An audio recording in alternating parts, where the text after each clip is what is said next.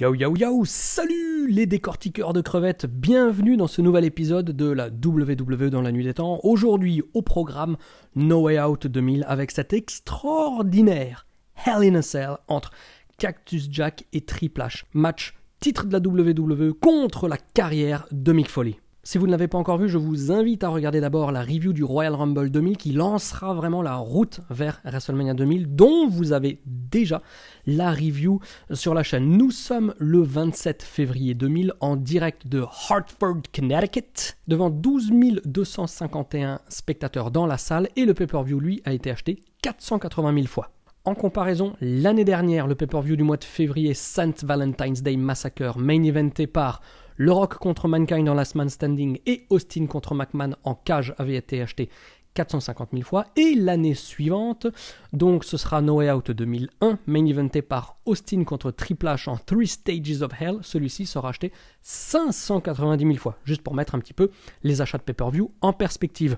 Si comme d'habitude vous aimez ce type de review et que vous en voulez encore plus, que vous avez soif de nuit des temps et soif d'analyse, d'actu, de tout ce que vous voulez, n'oubliez pas de vous abonner, de cliquer sur la petite cloche, comme ça soutient la chaîne et ça me donne encore plus envie de partager tout ça avec vous. Le premier match, c'est pour le titre intercontinental entre Kurt Angle et Chris Jericho, match qui dure 10 minutes, auquel j'ai mis 2 points de suture et demi. Dans ce match, Chyna est dans le coin de Jericho et Kurt Angle arrive au tout début avec son micro. Comme au Rumble 2000, c'est le meilleur moyen de faire chier le public et de bien le chauffer avant le début. La foule est très chaude, derrière Y2J, Kurt Angle est déjà exceptionnel dans le ring, notamment quand il prend ses sorties de ring, qui court, que le mec le backdrop par-dessus la troisième corde, il fait un soleil, c'est absolument sublime. L'arbitre les accompagne un petit peu à l'extérieur du ring, il fait semblant de pas trop compter pour les laisser faire. À un moment, Kurt Angle porte son Olympic Slam, qui s'appelait Olympic Slam, avant le Angle Slam, mais Chris Jericho se dégage. Un petit peu frustré, Kurt Angle va chercher la ceinture, mais quand il revient dans le ring, il se prend les Walls of Jericho, on frôle la soumission. On ne sait pas trop pourquoi Chyna veut s'en mêler, mais finalement elle va se prendre un coup.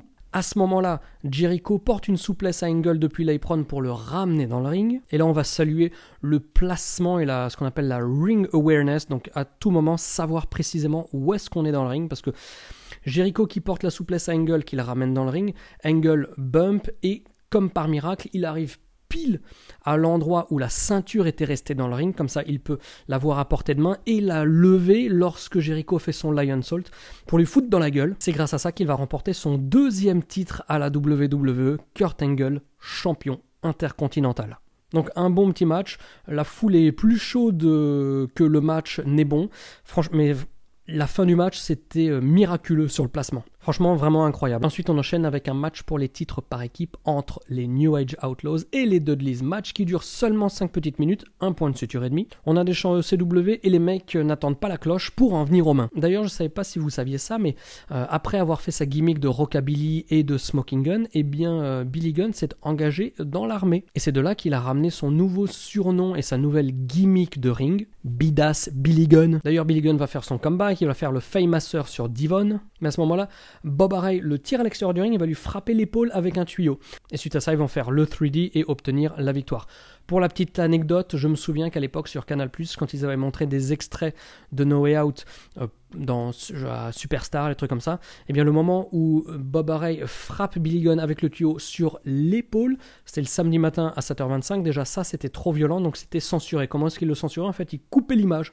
Donc hop, elle était glacée, et il faisait pareil pour tout ce qui était table, chaise et tout le bordel. Donc victoire des Dudleys, on a des nouveaux champions par équipe, 2 matchs, 2 changements de titre. Donc comme au Royal Rumble avec le match contre les Acolytes, le match est court, mais finalement ça permet de garder le rythme intense et de ne pas trop exposer les mecs en leur donnant un match trop long à gérer. En parlant de trop long, Mark Henry contre Viscera, un petit point de suture pour franchement les sorties de la piscine de chiasse de ce match qui n'a duré que 4 minutes. D'ailleurs quand j'entends Viscera, j'ai plutôt envie de dire boulon et souris, hein.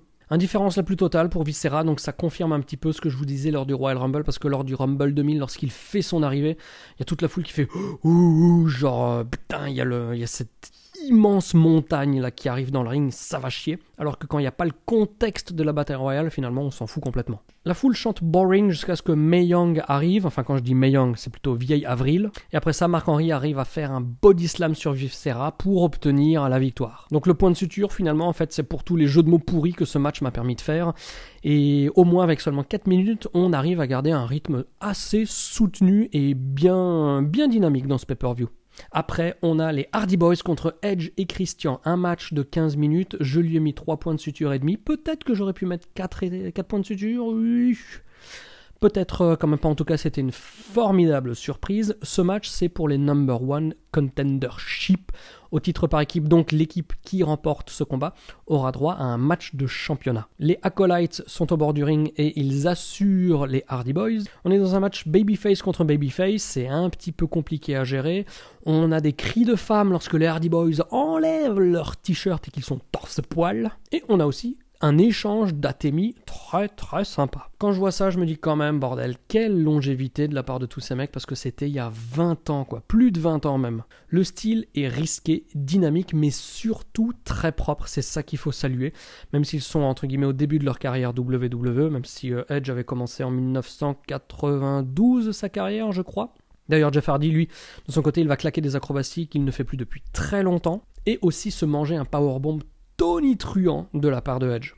Pour le moment, c'est de loin le meilleur match de la soirée, même s'il y a quelques connards dans le public qui osent chanter boring. Alors là, je sais pas qui c'était, mais on a le combo Splash Leg Drop des Hardy Boys sur, je ne sais plus, Christian Wedge, évidemment, je sais plus lequel. 2,9 dégagement au dernier moment. Et ensuite, on a le heel turn de Terry qui manageait les Hardy Boys.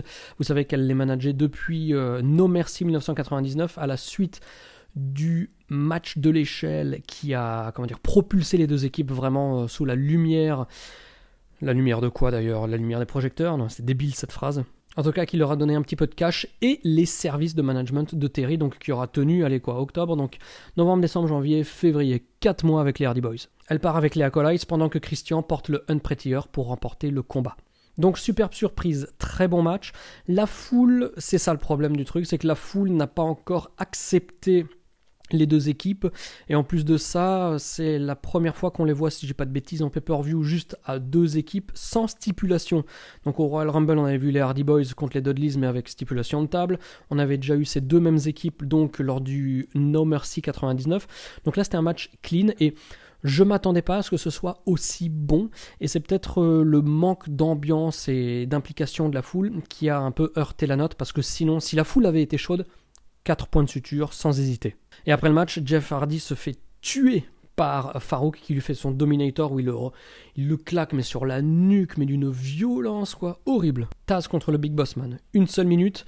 Je peux même pas mettre Piscine de Chiasse parce que c'est trop court pour le noter, parce que Taz porte le Taz Mission, et ensuite il y a Albert qui vient intervenir et qui crée la disqualification. Taz n'est plus le Human Suplex Machine, maintenant c'est le Human Wrecking Machine, mais on aura quand même droit à un coup de matraque policière sur le crâne de Taz, et je sais pas si c'était un objet gimmické, mais en tout cas, horrible de le voir, horrible. Ensuite, no disqualification entre X-Pac et Kane. 2 petits points de suture pour cette feud qui est interminable. À un moment, il y a un petit moment style Benny Hill quand Paul Bearer, qui essaye de poursuivre, donc courir, Paul Bearer qui court, après Tori. Mais c'est sympa parce que ça ajoute un petit peu de diversité au show. La foule, pour le coup, est de nouveau méga chaude. C'est plutôt de la bagarre, il n'y a pas trop de moves. Kane va se prendre un low blow suivi d'un X-Factor, donc le finish de X-Pac, mais il se relève quand même car c'est un monstre. Dans le match, il y a Jim Ross qui demande à Kane vers la fin de faire le chokeslam sur Tori car, je cite, elle le mérite. Franchement, à un moment, il va quand même lui faire le tombstone, et là, pop, putain, mais explosion de la foule. Kane revient dans le ring avec des escaliers, X-Pac lui porte un dropkick, Kane tombe avec les escaliers sur le visage, et ce qui permet à X-Pac de faire le tomber grâce à ce coup de pouce du destin, on va dire. Donc il remporte le combat alors que Tori est déjà en train de crapahuter et de ramper à 4 pattes ramper à 4 pattes, c'est pas mal ça, ramper à 4 pattes dans l'allée. Donc le tombstone sur une femme, pas super efficace pour le coup. Donc bon, c'était sympa, court, rythmé, grosse ambiance, mais ça ne durait que 8 minutes et c'était pas non plus du grand catch, il y avait une grosse partie de brawling. Donc voilà, c'est pour ça que la note n'est pas allée plus haut, mais c'était un bon petit moment, surtout au niveau du finish. Les Radicals contre les Too Cool, 14 minutes, 3 points de suture et demi. De nouveau, là, on a du bon catch. Eddie Guerrero, il prend un bump en début de match alors qu'il a le coude dans son, je sais pas comment ça s'appelle en français, le sling, une arme entière? Non, rien à voir. Le truc, là, pour le coude, là, le machin qui tient. Donc bref, le mec, il s'est déboîté le coude le 31 janvier lorsque les Radicals ont fait leur début à la WWE. Et là, on est donc à peine un mois plus tard et le gars prend des bumps dans le ring. Donc, il est dur au mal. Ah, une écharpe, non, c'est peut-être ça. La foule est super chaude à tel point qu'à un moment, même elle chante Y2J. Je pense que Jericho se baladait quelque part. Ce qu'il faut retenir, c'est que le catch des Radicals, il est d'une propreté miraculeuse. C'est Rikishi qui va faire le comeback et qui va faire le finish sur Perry Saturn. Et la fin de match, il y a un bordel complet à tous les niveaux. Mais c'est pas forcément un bordel positif parce que on a l'impression que l'arbitre ne sait pas trop ce qu'il doit faire. On sait pas trop qui est l'homme légal. Donc il y a des tombées, il y a des trucs qui cassent un peu le rythme parce que ça hésite trop, et même un banzai drop sur Dean Malenko. Même si c'est un superbe match, je trouve que le finish est arrivé 1 ou 2 minutes trop tard, où justement là on était redescendu, on était un peu dans le creux de la vague, c'est dommage. Donc en dehors de cette fin un petit peu zarbi, franchement, pas grand chose à redire, gros taf des 6 hommes. Le vainqueur du match suivant pourra aller à WrestleMania pour affronter le champion du monde. Le match c'est le Rock contre le Big Show, seulement 10 minutes, 2 petits points de suture. Donc on vous rappelle que lors du Rumble, le Big Show avait le Rock sur les épaules. Ils passent tous les deux par-dessus la 3e corde, mais finalement le Rock arrive à revenir en arrière et donc c'est lui qui gagne le Rumble. Sauf que lors des ralentis, on se rend compte que les pieds du Rock ont touché le sol avant que les pieds du Big Show ne touchent le sol. Donc tout logiquement, les deux hommes vont s'affronter ce soir pour savoir qui aura le droit d'aller à WrestleMania. Le Rock et le Big Show ont le même âge, ils sont tous les deux nés en 1972 et là je me dis, les mecs ils avaient à peine 28 ans. Quand tu vois les fragiles de notre société aujourd'hui, moi y compris, tu te dis que c'était une autre époque, putain. La pop pour le Rock est terrifiante, mais malgré l'envie de la foule, ça s'estompe quand même assez rapidement à cause du rythme imposé par un match dans lequel il y a le Big Show. Rien contre lui, mais voilà, c'est juste comme ça malheureusement. L'arbitre se prend un coup dans la face, le Big Show part pour le chokeslam, et là Shane McMahon arrive. Lorsqu'il arrive, une pop les amis, une pop. Le Rock fait un rock bottom sur le Big Show, il s'élance dans les cordes pour faire son People's Elbow, et en un claquement de doigts comme ça, en un quart de seconde, pendant que le Rock court et qu'il prend son élan, donc juste le temps qu'il fasse 1 longueur et demie de ring, et bien dans son dos, Shane McMahon se glisse dans le ring, prend une chaise et lui saute dessus en lui mettant un coup de chaise à la tête. Ce timing, il est exceptionnel. Donc finalement, le match est très très très moyen, mais la fin est tellement fabuleuse que voilà, ça compense le truc et que ça justifie peut-être ces 2 points de suture. Le main event, le Hell in a Cell entre Cactus Jack et Triple H pour le titre de la WWE. Si Cactus perd, il est obligé de prendre sa retraite. Le match, je lui ai mis 4 points de suture et demi. Pour la petite histoire, on va retracer les différents Hell in a Cell qui ont eu lieu jusqu'à présent.